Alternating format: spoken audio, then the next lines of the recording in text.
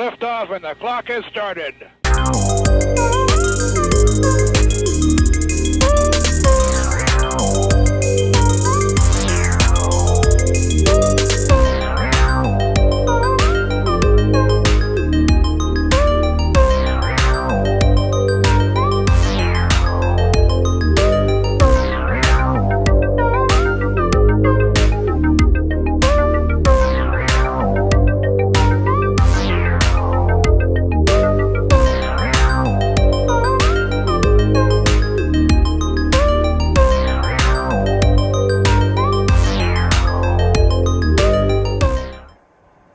It's showtime, everybody. Welcome to an all-new Downright Sports here on YouTube.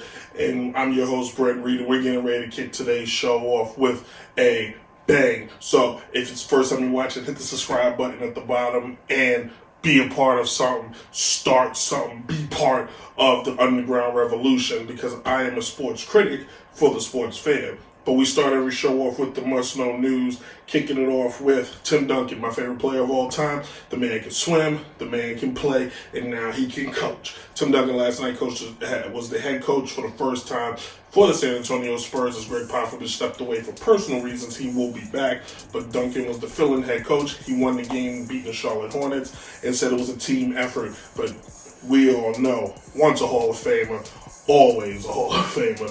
And moving on to baseball, Christian Yelich is looking to get an 8-year extension from the Milwaukee Brewers. That's going to be around $215 million. Yelich is a MVP, 2-time batting champion, 3-time Silver Slugger, and last year might have won the MVP award if he didn't get hurt literally at the end of the season. It's the craziest thing, right? And then sticking with baseball, my beloved New York Yankees, they got nothing but issues. They are a medic ward. Aaron Judge, Giancarlo Stanton, Luis Severino, Big Canada, James Paxton, and Aaron Hicks all hurt. Judge should be back by season break. Giancarlo Stanton could be back by May. Luis Severino's out for the rest of the year. James Paxton, who the hell knows? And Aaron Hicks, all he does is get hurt. Yankees pay him, he just gets hurt. Waste of talent. Currently right now, the Yankees did not bring back a lot of guys. They let Greg Bird go. They let Didi go. They didn't sign any big bats this past offseason, even though Yasiel Puig is sitting out there and could be a good pickup for the Yankees right now. They signed Garrett Cole, gave him a lot of cheddar, and unfortunately he only pitches 1 day a week and doesn't play the field. So the Yankees need to make some decisions. Again, Yasiel Puig sitting out there has pinstripes written all over him, and I think should make the move, because right now the Yankees look like the scene out of MASH. All right, it's looking pretty bad. But when we come back, we're going to take a quick break. We're going to talk Tom Brady and what decisions he should make. All right, this is Downright Sports. All right, welcome back. This is the topic, and the biggest topic in sports right now is not Zion, it's not LeBron, and it's definitely not anything to do with the Olympics. It's what Tom Brady's going to do next week. Will Tom Brady choose to re-sign with the New England Patriots, or will terrific Tom become a free agent for the first time in his career? We all know how Tom Brady's start came. He was that ugly dude at the combine whose body looked like a dad and got drafted, and then all of a sudden married a supermodel, won 6 Super Bowls, and basically became the face of the league. At 42 years old, Tom Brady is still capable of getting it done.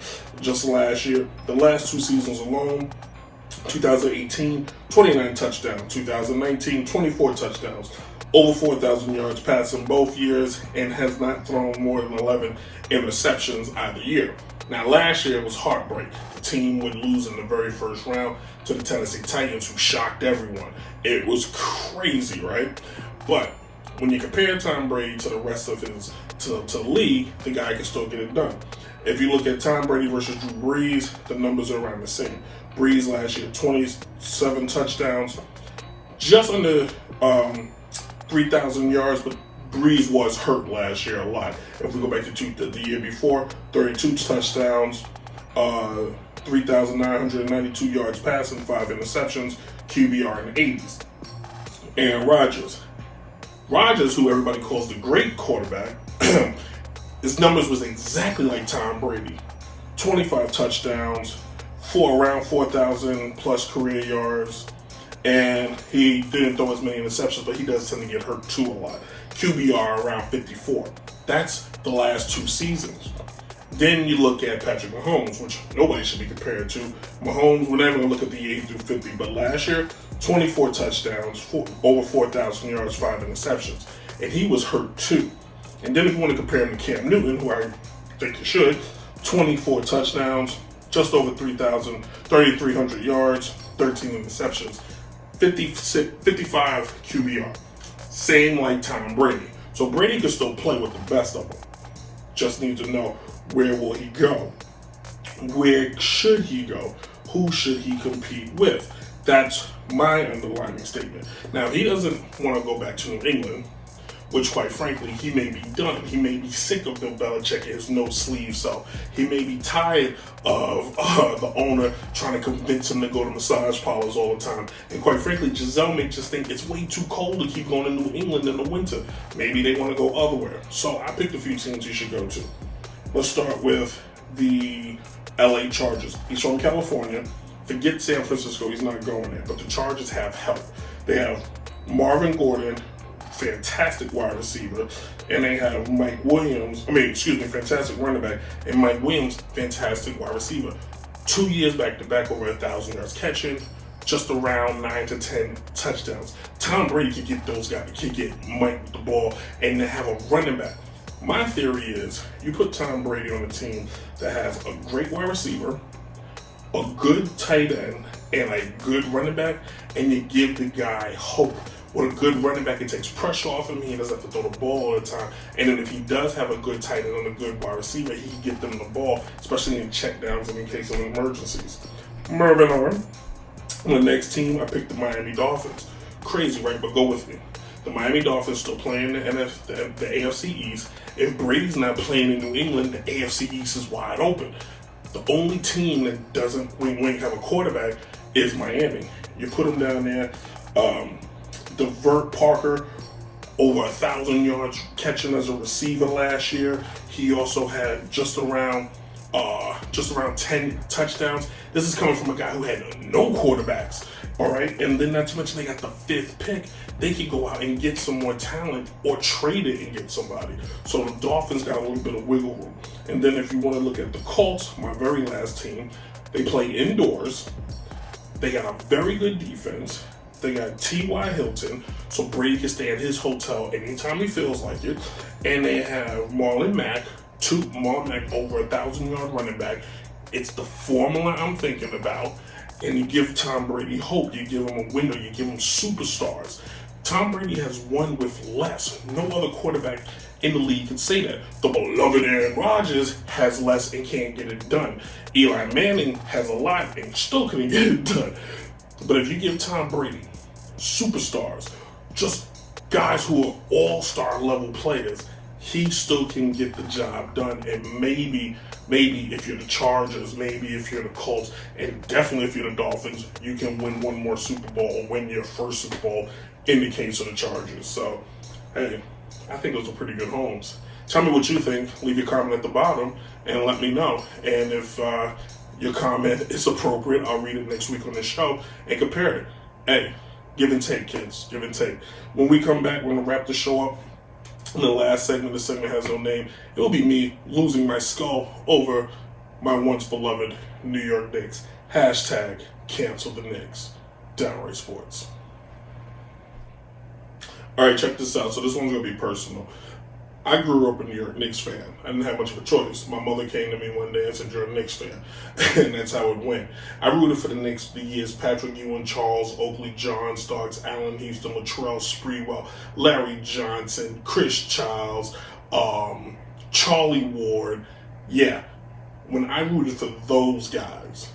Oh, you can throw in Antonio McDyson. He was a bum for us. He was supposed to be the heir apparent to Patrick. He couldn't get it done. In any case, I rooted for the Knicks forever. Wouldn't miss a game, wouldn't miss a playoff game. Had my heart broken in 94. Had my heart broken again in 95. Had my heart broken in 99. I watched a young DJ Chase just shed one tear when the Knicks couldn't beat the Spurs. But with that being said, we rooted because the Knicks was always in it. They were the heart and soul of New York. Yes, the Yankees won 4 championships, and yes, the Rangers won a Stanley Cup, but it was the Knicks. The Knicks showed people that New York is not a town of rich people, that New York is actually a blue collar, pull your sleeves up, we're going to get this thing done, you feel me?